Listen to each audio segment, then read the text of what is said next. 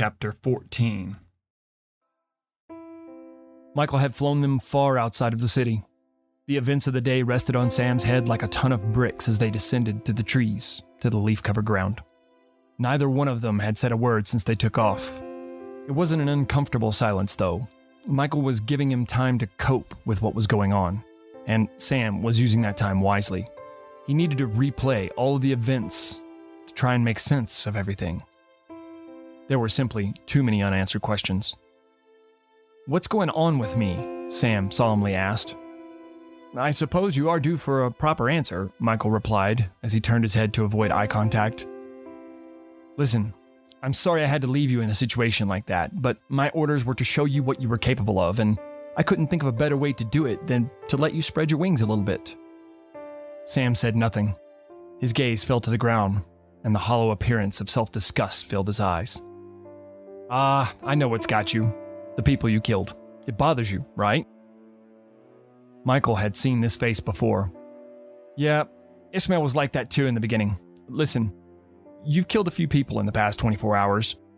By average standards, that makes you a very effective mass murderer, but these are not your average circumstances. These people are sheep, Sam. They live meaningless lives and walk around pondering their existence so much that they miss the life that is happening right in front of them," Michael passionately proclaimed. "But you are the first person to experience this in 5,000 years.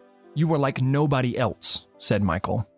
"Yeah, that's pretty fucking apparent. Most people don't knock helicopters out of the fucking sky with a hood from a goddamn car," rattled Sam in a sarcastic voice. "What you still haven't told me is what is happening to me and why."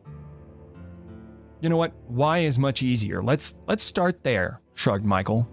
"Fucking finally!" exclaimed Sam.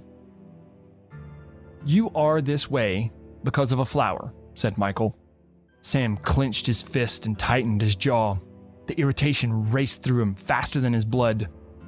He flung his arm out to the side and smacked the tree with the side of his fist so hard the trunk shattered and the small tree came crashing down. "Hey, you wanted answers, and that was one of those answers. I am more than happy to answer any questions that you have, but I'm just telling you right now, you might not like the answers I give you. I have all the time in the world to wait for you to calm down before I give them to you," Michael proclaimed with authority. The look on Michael's face was in direct defiance of the hot-headed young man that stood before him. His lips drew back and his eyebrows raised as if to challenge Sam to overcome his anger. "You just said that this is happening to me because of a flower. How the fuck do you expect me to react?" asked Sam. "I will never lie to you, Sam, but there are times when I'm going to have to tell you things that you don't want to hear. So if you can just calm down for a moment, we can get down to business, and I can fill you in on everything you need to know," said Michael. "All right then." Sam sat down and leaned his back against a tree. "Shoot. I was very serious when I said this is happening to you because of a flower. The one you and Frank tried to steal last night, it wasn't just your average ordinary flower. This flower only grows when a god has been absent from this world for 100 years. Only one person on this planet can pull that flower from the ground. Only one person can bond with it. That one person is you." "Bullshit," Sam proclaimed. "I didn't bond with any damn thing. You were shot directly in the head, your blood got on the flower, and you bonded with it. You don't remember because technically you were dead." "Dead?" questioned Sam. "Yeah, dead. The process didn't happen the way it was intended to. First you make the bond, then you max out, then you die. But no, you had to take the fast way and die right out of the gates." "I am so confused. Max out?" Sam questioned with a bewildered look on his face. "Okay, so first, when your blood touched the flower, it made a bond with you on a DNA level. You were supposed to be alive when that bond was made. When you bond, the flower alters you on an atomic level. Don't ask, we don't know how. Second, when that alteration happens, it makes you into a perfect specimen of a human. You are strong as any human could ever be. Your eyesight is as good as it could ever get. Same for your hearing, your taste, your touch, smell, reflexes, immunities, etc. If it was something that the human body does, you could have done it better than any other human on the planet. However, those improvements stretch far beyond just the physical. They also include the mental, emotional, and spiritual.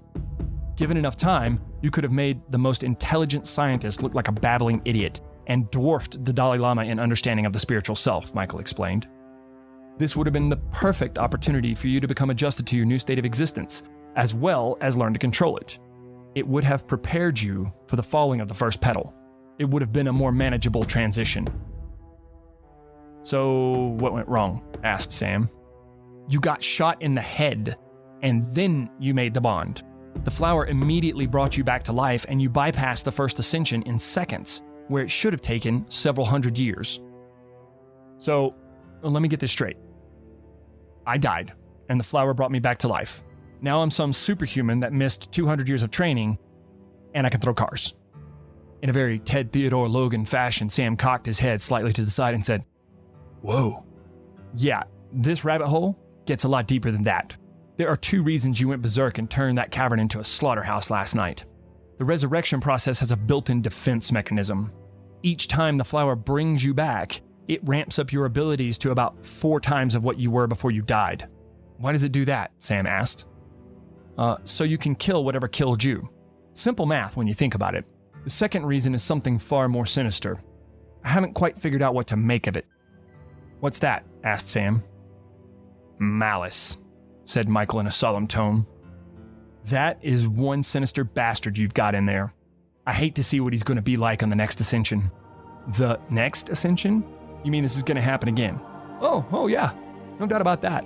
11 more times to be exact," professed Michael. "Your flower had 12 petals on it. You have 11 left. Each time you pass, it will resurrect you, and you'll become double what you were before. Your power is far greater than what it's supposed to be, though." "Fuck me. What's the point in all that?" "The point is for you to replace God. Plain and simple," Michael said as bluntly as possible. "I think I need a second to process all this," said Sam. Sam placed his face into the palm of his hands and began to rub his stress out.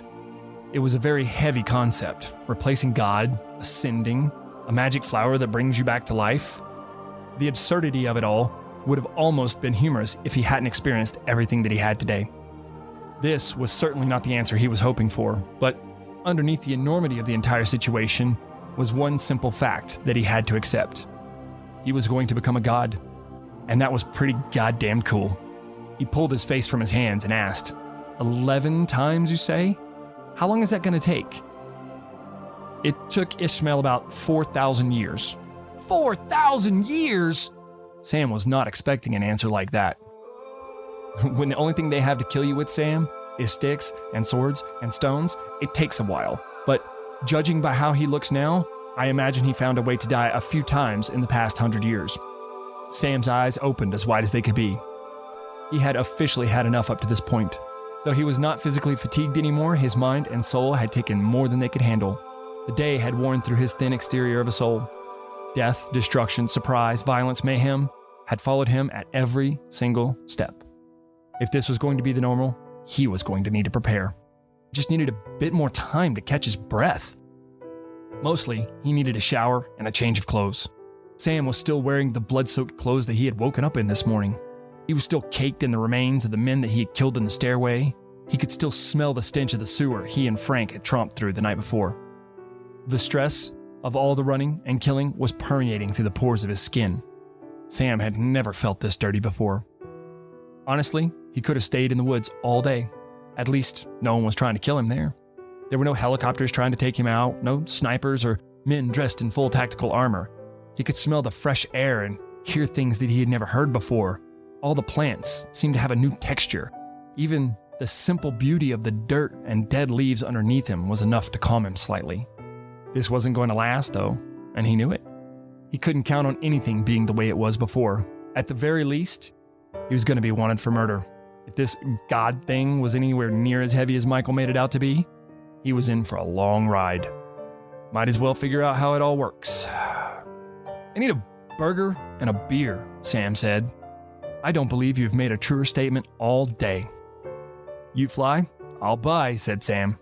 "Deal."